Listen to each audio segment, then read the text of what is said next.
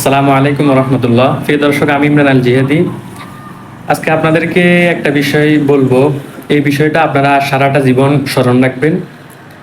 তো বিষয়টা হচ্ছে, আপনি যে সেক্টরে চাকরি করেন না কেন, কোনো সময় অন্যর প্রতিষ্ঠানকে নিজের মনে করবেন না। কেন নিজের মনে করবেন না? কারণ হলো, আপনি পরিশ্রম, কষ্ট সব কিছু আপনি করে একটা প্রতিষ্ঠানকে যখন তিলে তিলে তিলে তিলে বড় করবেন, আপনার পরিশ্রমের দ্বারা একটা প্রতিষ্ঠান হোক, যে কোনো বিজনেস হোক, যখন এটা অনেক বড় রূপ নিবে, দাঁড়াবে, তখন দেখবেন আপনাকে ঠুস করি আপনাকে বাহির করে দিবে।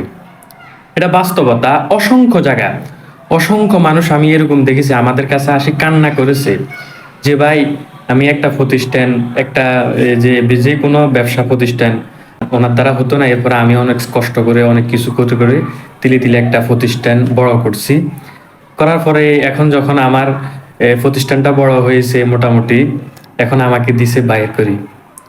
তো এরকম অসংখ্য মানুষের আসলে আমরা বিভিন্ন কথা শুনি, অসংখ্য মানুষের কথা শুনতে হয়। তো এই জন্য বলি, যদি পারেন নিজে কিছু করেন। অন্য প্রতিষ্ঠানে যখন চাকরি করবেন, করার সময় কখনো অন্য প্রতিষ্ঠানকে নিজের প্রতিষ্ঠান মনে করবেন না। এটাই হচ্ছে কথা।